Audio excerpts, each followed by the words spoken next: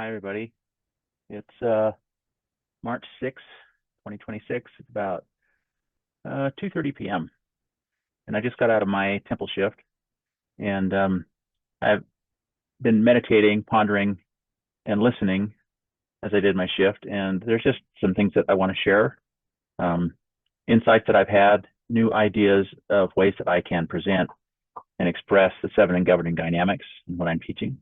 I just think that I just want to share with you. First, I'm aware that I have this jaw tick thing, and I know if you're watching me, you're wondering like, wow, that guy's really got this going on. And somebody asked me about that today when I was serving my temple shift. They said, why do you do that? And the reason is it's a stress response. There's a lot of stress, and it transfers into my jaw, and I'm trying to release stress, so I'm well aware of it. And the other thing is, I'm partially hearing impaired. I've lost 40% of my hearing in my left ear. And if you've ever had that feeling like when you're underwater and the sound is muffled, that's what it's like. It's just that ear has a muffled sound. And if my good ear gets any kind of restriction in it, I'm trying to, open up those eustachian tubes and those channels so I can hear better. And it can be really, really frustrating. That's something that, so there's a certain amount of frustration that I'm just dealing with all the time. And it has a lot to do with me struggling to express myself so that I can have a really positive social engagement. It's really, really stressful for me to do this kind of thing, come out and create these videos on YouTube and talk like this. I mean, it's like, for me, it's stressful. So, and the other thing is like, if I have tension anywhere in my body, then it's like my attention gets diverted. So a lot of times for me to talk like this, I'm having to pull my attention and my focus back from wherever it's going. And my mind likes to be everywhere all at once. So I have to focus to do these conversations. And that takes a lot of effort for me too. So that's kind of, some of the things that are going on that create all this weird stuff that you see me do with my jaw. Okay, anyway, just wanted to get that off my chest so that I know that I'm aware of it, and I'm doing what I can. But that's kind of what I'm dealing with. So anyway, when I was in the temple, I kind of just had a bunch of downloads and new thoughts that I want to share with you.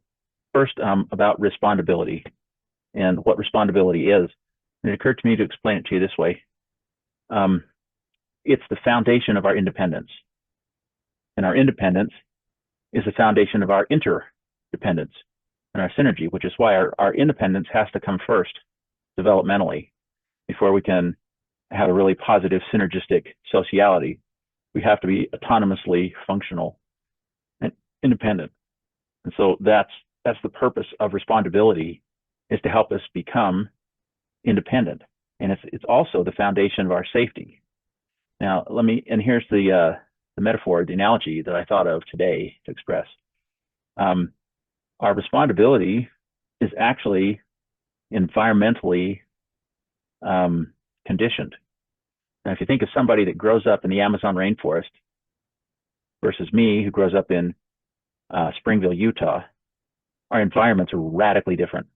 There are things going on in the Amazon rainforest I have no experience with.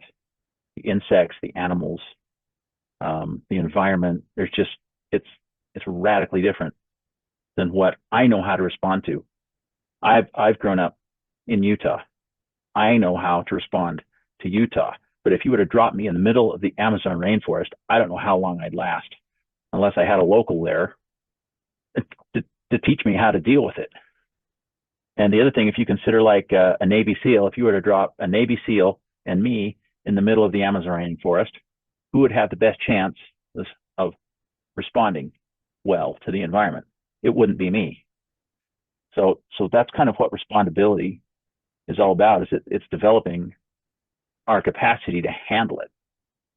So that the more respondability we can develop, the more independent, the more competent, the more stable, the more safe we become, because we have a high level of respondability, right? And so that allows us to be less afraid, more poised, more confident. We can navigate the environment with more confidence and stability because of our higher respondability. So that's kind of the developmental dynamic of that first governing dynamic. When we come as a child, we're completely dependent on our caregivers.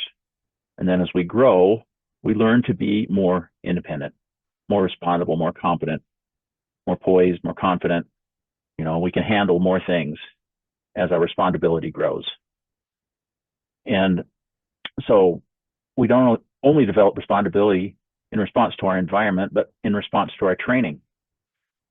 You know, our caregivers, our teachers, our mentors, our cultures, what kind of training and support we have to learn how to respond, to help get us grounded. And so that allows us to move in the world with competence and confidence and poise. And that's what makes us safe. So really the outcome of a high level of respondability is a high level of security in our physicality. But I guess this can actually also include our spirituality, our emotionality, our mentality, psychically. I mean, we can develop respondable skills to be more poised in all of the areas of our lives, socially and whatnot. So yeah, the first governing dynamic is about getting that poise, getting that confidence, that competence, and the ability to respond to what you have to deal with in life. Okay, so the outcome is safety and autonomy and independence. That's really what we're going for. And the more we can do that, then the better it is. And then we can bring that stability into our sociability. So it kind of takes a certain amount of safety and a certain amount of training to really become highly respondable. I mean, we have to be taught, we have to learn. And so, you know, if our caregivers helped us, however they helped us, great. And if they didn't, then we still got to learn the stuff they didn't teach us. And that's how we build safety and stability in our lives, autonomy and independence. And that really has to come first. That's like the first developmental necessity to have a functional life. Okay, so if we get that far, as we get that far, however we get that far, then we can start competently engaging sociably with each other and pursuing oneness and belonging. And this is where I really still struggle a lot of ways. And I've been processing a lot with what I've been thinking on and meditating on. I have two types of complex trauma going on in my life. And I've learned a lot about this from Tim Fletcher. And part of it is betrayal and part of it is neglect. And what I've been pondering on is like, what part of betrayal and neglect did I experience with my father and with my mother? And understand that this is not me judging them or not forgiving them, because I hold no hard feelings whatsoever for my parents for what they did and didn't or could or couldn't do for me. My parents are goodly people, but when I was a child at that period of time, they were very parentally dysfunctional. It's just the reality. Not that they were bad.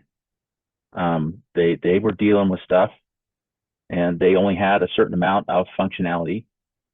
And, you know, I'm grateful. I'm really grateful for everything they could do and did do. And I know they made amazing sacrifices for me and the rest of the family. So really, in some ways, I'm standing on the shoulders of greatness. And ironically, I'm still dealing with trying to overcome the shortcomings and the challenges and problems that life gave me. So, yeah, so it's not about me not forgiving my parents. It's about the fact that, yes, I've forgiven my parents, and I still have to grow up.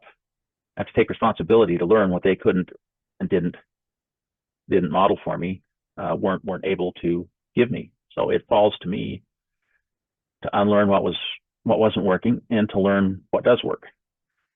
So, but the sociability, the real aim of positive sociability is a fellowship and a belonging and a oneness.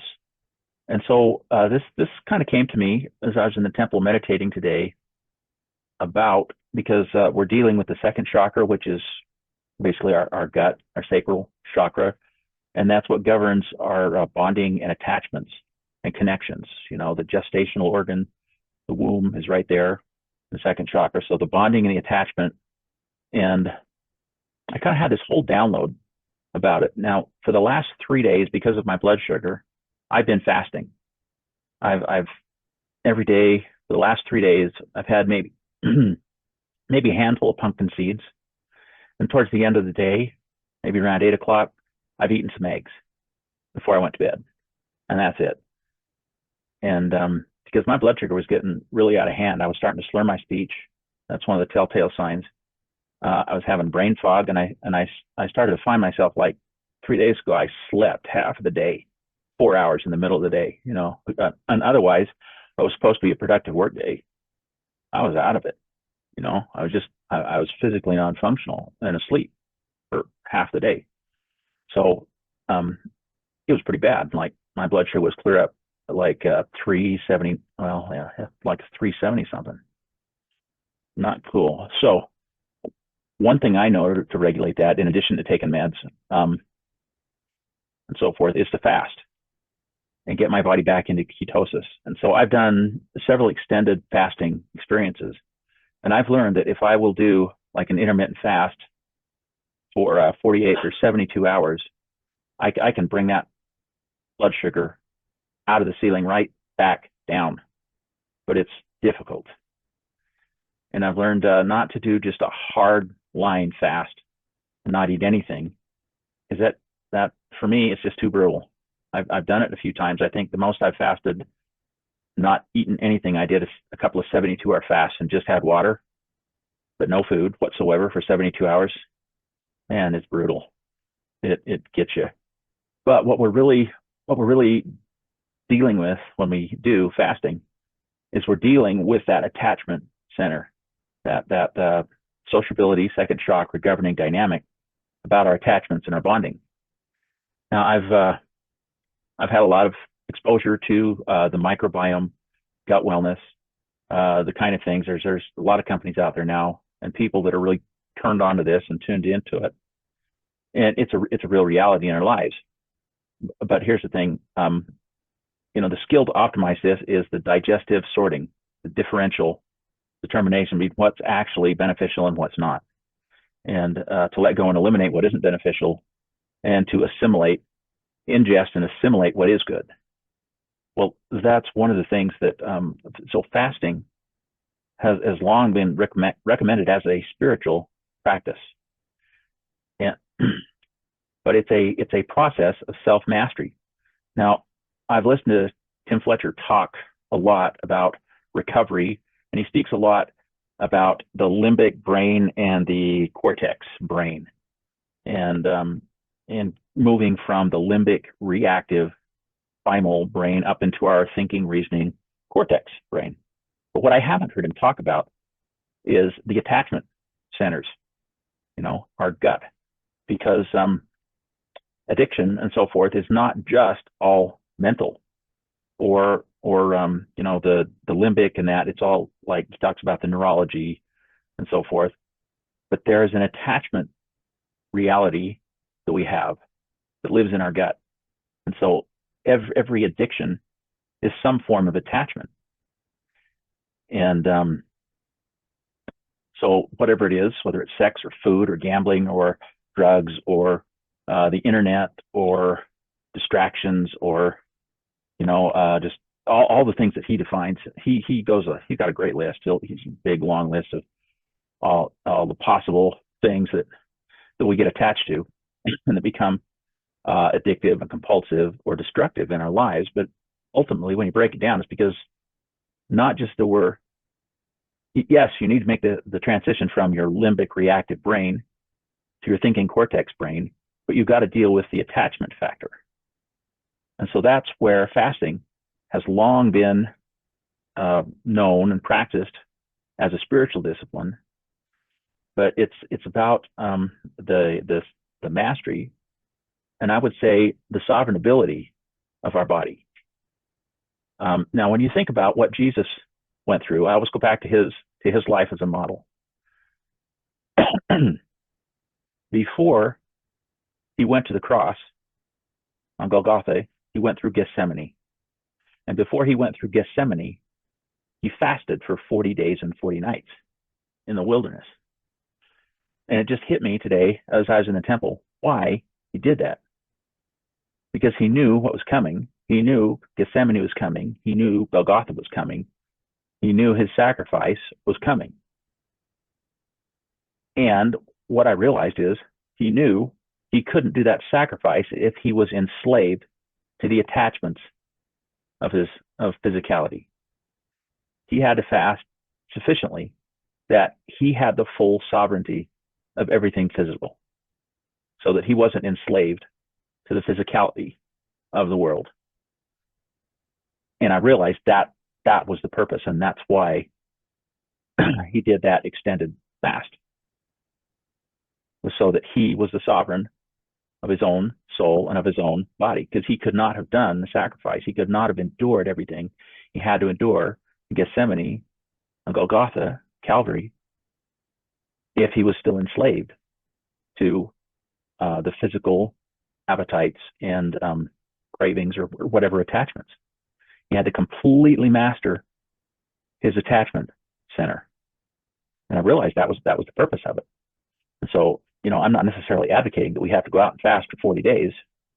And when I'm fasting, like I've just done the last 3 days, and I didn't do it completely. Like at the end of every day, I had some eggs or some protein.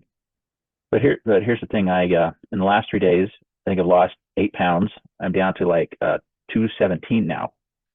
And anytime I get under 220 pounds, I have a new lease on life. It's like I almost feel like I'm 24 again. And so I woke up this morning and I had a couple of hard-boiled eggs before I went to the temple. And about an hour later, my metabolism just kicked on, and I was practically sweating.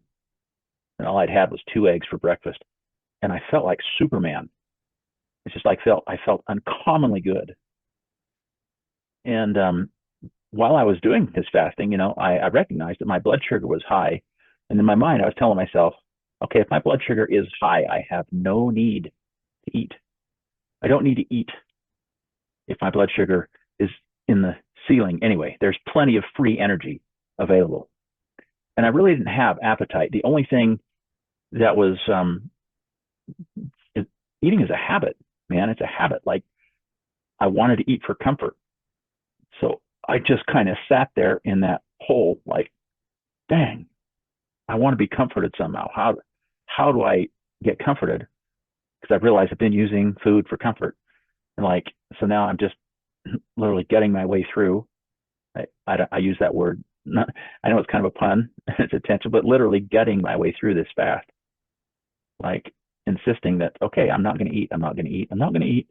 And remind myself, you need to get your blood sugar down. There's so many health reasons you need to have your blood sugar down. You don't need to eat. I kept reminding myself, you don't need to eat. If your blood sugar's that high, you don't need it. So why do it? And just sitting with that discomfort. There's something that I was taught in massage therapy, which is called therapeutic discomfort.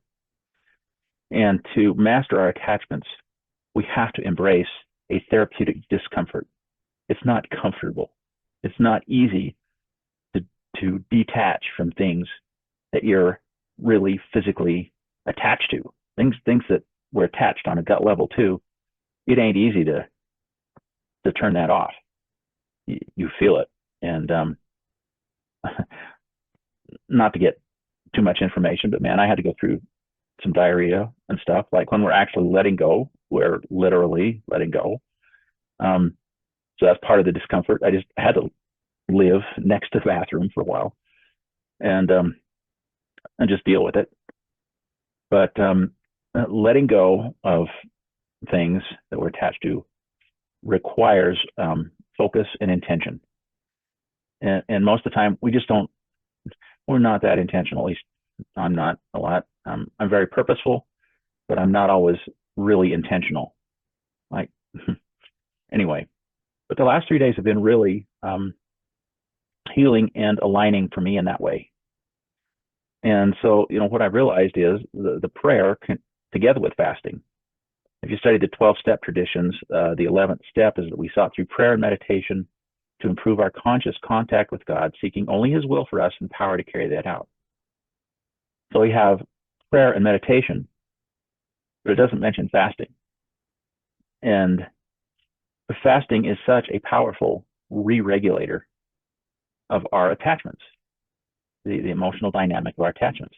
I don't know any better way to regulate our attachments than to both fast and pray. So it's like, that's one of the greatest tools in overcoming addictions, compulsions, that kind of thing. And it's not really part of any recovery literature.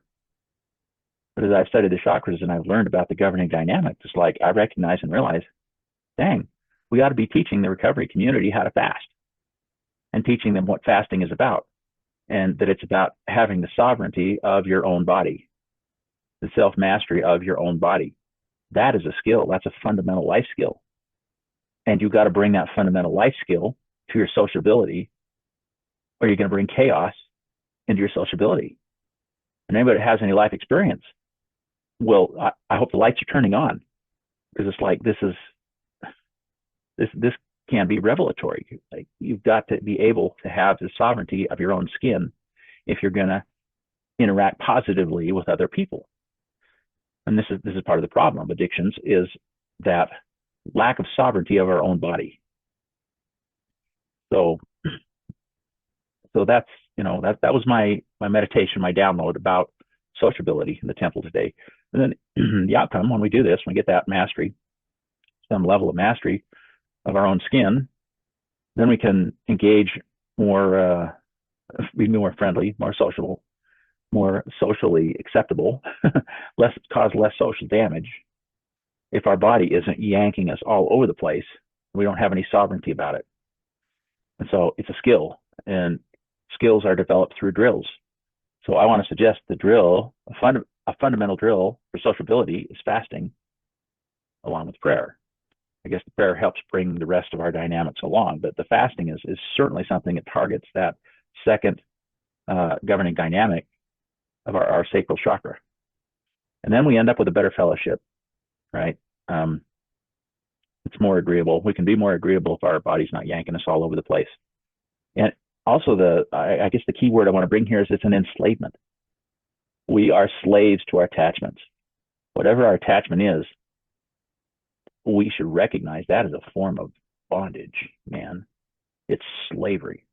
It owns you. It owns you until you confront it and you turn it around. And some things you can't just turn around on a dime or in a day. It may take years, decades, but it also, I think it kind of depends on how hard you hit it. If we know that fasting helps us regulate our attachments, and we know that, and we're willing to engage that practice, maybe we can shorten the process, right? If our culture understands that if we're dealing with attachment-driven issues, addiction, compulsion, et cetera, if that's what we're dealing with, and that the intervention is fasting, if we recognize that, and our culture recognizes that, then we can help support each other better in doing the work to clear out our attachment disorders. I call them attachment disorders, whatever they are. So I think that the prayer part is that it's not just about pulling out the weeds, it's about planting the flowers. We don't want to leave our microbiome. We don't want to destroy our microbiome and have nothing down there. We want to have good bacteria down there. We want to have positive functional attachments in our life. So it's about the sifting and sorting to get rid of the dysfunctional attachments and install the functional attachments. And that whole thing, fasting and prayer together, is the intervention. So that was my download about that. So the positive outcome of respondability is a safety and autonomy. The outcome of a functional sociability is fellowship, belonging, oneness. A sociability that's positive and reinforcing. Then the engageability. The outcome of a positive engageability is twofold. It's peace and purposefulness. When we align and engage, we're empowered. And the outcome of being empowered and getting our priorities sorted and aligned with God's will in our life is that we end up purposeful, and there's a lot more peace in our life. If we want to have peace in the world, we need to align ourselves with the will of God in our lives. And and I had some thoughts about this too. When God gave the Ten Commandments to Moses, and one of them is, "Thou shalt have no other gods before me." And sometimes God is said to be a jealous God. And I know there are a lot of people, when you talk about God, some people it's going to be triggering, whatever, because a lot of people have an experience of a concept of God or a cultural concept or experience, and the model was positive. And my impression, my cultural impression of God in my childhood was not good. I had some choice words for God in my experience, and they not good words. And so I did a lot of swearing at God. I told him just what I thought of him many times, like where he could get off and don't bother, go away, don't bother me. Like, I don't want to have anything to do with you. And I raged at God. I hated at God. Every emotion that's possible, I've had toward him. So I understand that God and the talking about God is triggering. So just believe me when I tell you I understand, because I've been there, and I've been all around that in my own life. But I've also, in my life, developed my own personal relationship with him. So it's like, and because of that, it's like he's not just for me, he's not just a construct. He's not just an idea. I don't question whether or not he exists. I have a relationship with him. I have an ongoing relationship. And what I know about him most because of that relationship, there are some things that piss him off. And nothing pisses off God more than someone who wants to usurp his parental rights to rear his own children. And this is what Pharaoh found out, is like, when God says, "Let my people go," you don't want to mess with the Almighty God of the universe. It's not going to end well. And he is not abdicating his role as the father of our souls. He's got no intention of turning his parental responsibility over to anyone else, which is why he tells Moses, "Thou shalt have no other gods before me."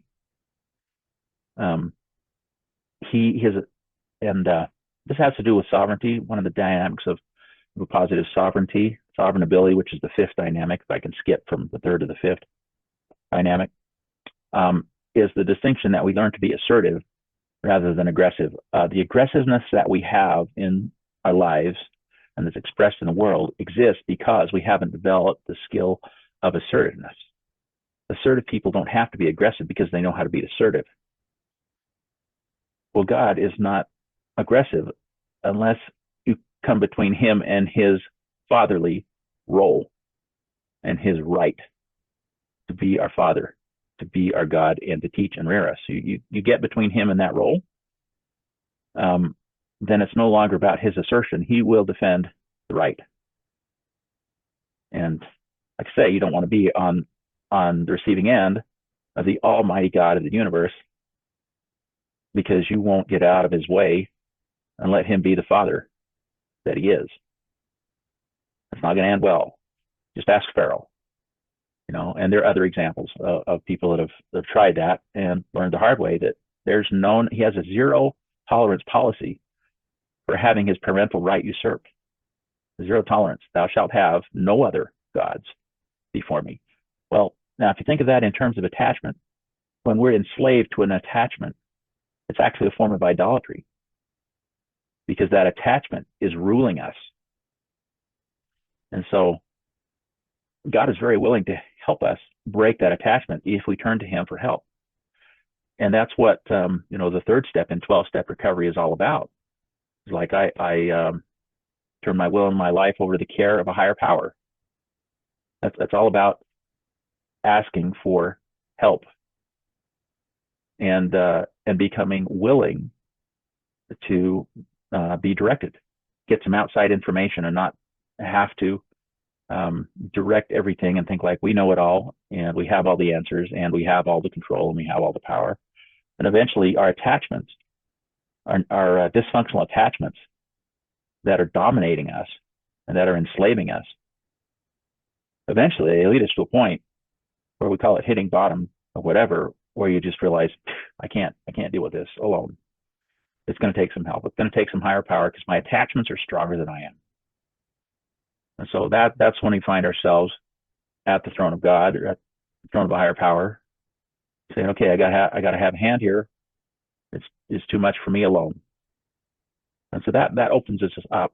And that's how we become empowered and receive empowerment through a synergy, through a relationship with an external power. Well, so as we do that, we end up with a new set of priorities. We end up with more peace in our life. We end up with more power in our life because we're not just trying to will our way through. Instead we're willing our way through. And the acceptance of a divine will in our life, it becomes essential and it becomes liberating and empowering when we accept the role of a higher power in our life. Now, Russell M. Nelson taught to let God prevail in our lives. And so this is what it is. It's like, let God be God. Let God's will prevail. And instead of fighting God or resisting a higher power, get on board and let him, let his will. But here's the thing I got to say about that too. Before I had any kind of personal experience to get to know God as he really is, I didn't really know him as he really is. I knew him initially as my cultural experience of what I was told he is. And so there was what I was told he is and how he is, but then there's how I experienced my parents, who were my models for the higher power in my childhood. Well, the models for the higher power in my childhood were betrayal and neglect. So that didn't translate well to a loving, benevolent, kind, patient deity. So it's and that's why it's taken me 64 and a half years to develop a positive relationship with deity, because I'm still working on outgrowing betrayal and neglect in my life. But, to put it in perspective, that's 60 plus years of working to uninstall betrayal and neglect trauma and install a supportive, nurturing, trustworthy deity in my life. And I'm a lot closer now than I've ever been. But I'm just telling you, it's a process, not an event. Okay, anyway, moving on to the fourth dynamic, charitability. And somebody asked, how do we develop grace? Because grace is something that's being talked about in one of the WhatsApp groups that I've been in recently. And the charitability issue for me hits really hard in my neglect trauma. And I've realized that I think most of my neglect trauma is what I've experienced with my mother. I think I've experienced a lot of betrayal trauma from my experience with my father as a child. And my neglect trauma has come from my experience with my mother as a child. So anyway, the absence of attention, the inconsistency of attention and wanting to be somebody's top priority. It's kind of unreasonable as an adult to expect to be anybody's top priority. People have got their own lives, they got stuff going on. But in the ideal childhood, that infant has their mother's 100% attention. They are their top priority. And as a child, I never got that. And so there's been this hole in my soul that's wanted to be somebody's number one priority, even though I know it's unreasonable. And I can't shake it. I can't shake that childhood need to be somebody's top priority. And so I don't know how to deal in an adult dynamic when that's unreasonable to expect of anybody. And I don't necessarily know how that happens. But that's the kind of grace that I need in my life, that I'm praying for. But the thing that comes out of this, when you have that support, when you have a trustworthy environment and a nurturing environment, where you get the attention and you're not neglected, the outcome of this is you're able to develop meaning.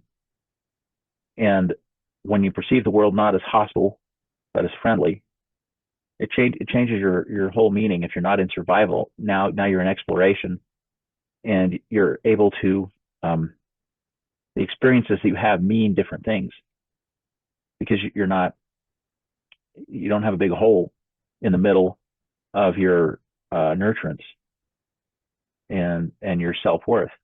No, the charitability, what comes out of this is self-worth, self-esteem, self-respect, self-value. You come to know your value as you're held, as you're given attention, as you're given grace. You learn grace. If you're not given grace, you don't learn grace. How can you know grace unless you're given it? If you're not given a chance to know what grace is, it's a word, and that's it. It only has meaning in terms of, do your nurturers and caregivers in your life, are they consistent? Are they trustworthy? Are they present? Do they give you attention? Do you have to go begging for it? Do they leverage you to do this in some way? Do they deny you? Do they withhold? Do they disappear and just come back? All of this stuff. Like, it's not, and I'm not putting anybody down, but it's the fact that we haven't really practiced grace as a culture. We don't know how to give it or receive it to ourselves or other people. I don't see a lot of it in the world. I just don't. I know I haven't seen a lot of it in my life. I've seen some. I've seen bits and pieces here and there. Some people do it better than others, and God bless them. I mean, the people in my life that extend me grace are precious to me. They're precious. They're a lifeline. But so what comes out of that is meaning. That's what gives life meaning. If you don't, I don't think you can really have a positive, meaningful life without grace. Anyway, that's fourth dynamic. Fifth, sovereignty. I've already mentioned that the skills here are assertiveness rather than aggressiveness.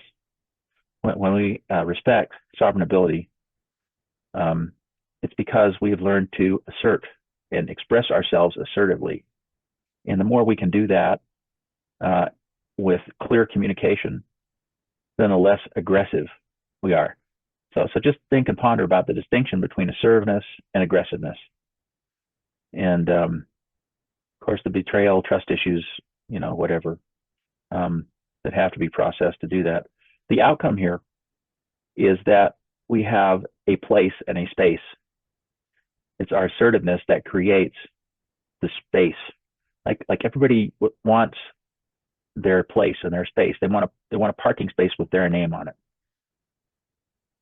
They want their name on the office door. They want their name, their identity honored and revered. This is not something that just is reserved for movie stars. To be a star, means to have your identity revered. Well, everybody wants that. Everyone wants to be known and revered for who they are. That's like fundamental human desire. We want to be known for who we are and revered for who we are. And if we can ever figure that out in our culture and start recognizing people for who they are and revering them for who they are, instead of, telling them who they are or repressing who they are, or trying to dictate who they are or whatever, if we can ever figure that out, the outcome of that reverence of our sovereignty is tranquility. How much tranquility is in the world today? If you want tranquility, it's going to come through this kind of reverence and honoring, sustaining. Okay, it's like sustaining other people in their rights to have a place and to have a space and to be who they are. That's what will bring tranquility in the world, and nothing else will. Nothing else will make the world a tranquil place, but that will make the world a tranquil place. That's the power of that governing dynamic. If we can learn to revere people for who they are and let them have their space, let them own their space, let them have their sovereign rights. That's what the whole American experience was about. And the founding fathers, they wanted the right to govern themselves. That's why America was organized. It's like, give me my right, king. I don't want a king anymore that oppresses my right to be sovereign. Let me be me. Let me make my own choices. That was the whole foundation of the American movement, was sovereignty. And so, that's why it's so resonant for us, is because that need for sovereignty, that's a non-negotiable need. All of the emotional dynamics, each one of them has a non-negotiable emotional need. And when we fill the need, we get a positive outcome. And when we don't, we get a negative outcome. So if you want everything to work, sovereignty is one of those things. You gotta do the law to get outcome. So, let people be who they are and sustain them, reverence them, revere them for who they are. And I'm saying, don't just reserve that for movie stars. Treat everybody like a movie star.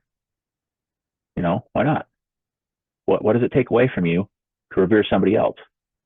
Nothing. Absolutely nothing. But it does something when you don't. Because if you don't do that, now you're in a certain kind of bondage where you're trying to dominate, manipulate, coerce, seduce, power over in some way other people. Left its own kind of bondage, man. That's going to wear you out. You just, have enough sovereignty of your own life can be a full-time investment, really. And to try and be sovereign in other people's lives. Anybody has ever done that, man, you find out it's taxing. That'll just burn you out to try and be sovereign in other people's lives. Wise up. Get over it. Anyway, you don't hear me talk like that very often, but seriously, trying to be sovereign in other people's lives, it'll catch up with you. It will, and it takes away from developing the skill of being sovereign in your own life.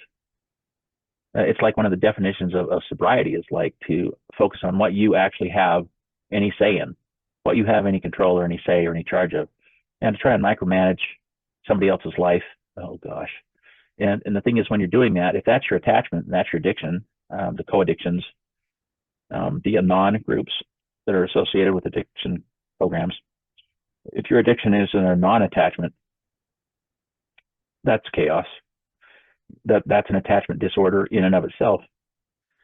And so the challenge there is to just get attachment sober to being sovereign in your own life. If you're focused on being sovereign in other people's lives or trying to control situations that you have no authority in, there's an opportunity cost being lost that you're not being sovereign in your own life. If you're all busy trying to control over there, guess what's getting neglected? All the sovereignty in your own life. So that messes you up that way. So you got to learn to be sovereign and assertive in your own life instead of aggressive and manipulative in other people's lives. So that's another learning process. But anyway, the outcome of that, if we master that, is tranquility.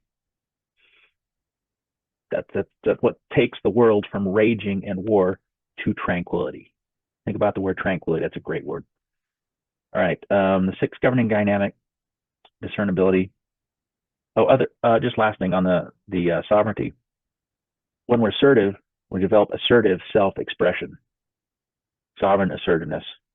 That's liberating. Each one of these positive outcomes is a form of liberation in our life. So, I really want everybody to be fully liberated as they develop all these skills. They just get liberty in their life in all these different ways. They get functional and liberated and joyful.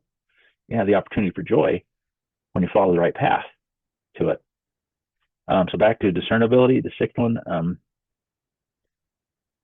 and the perceptiveness, we end up with clarity.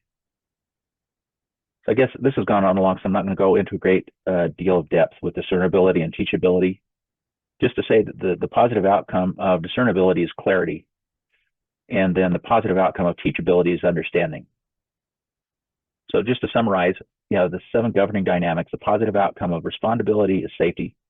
The positive outcome of sociability is fellowship. Positive outcome of engageability is peace and purposefulness. The positive outcome of charitability is meaning and value, self-esteem. And the positive outcome of sovereignty is tranquility and a place and a space in the ownership. And that brings tranquility when, so reverence. The reverence is what allows us to have our own space and our own place in the ownership. Discernibility, the positive outcome is clarity. Teachability, the positive outcome is understanding. So anyway, I wanted to share all these downloads that I got with you from the temple today in my meditations, and I hope this helps explain some of the governing dynamics and these things. So that's how I'm expressing it today, and love you all.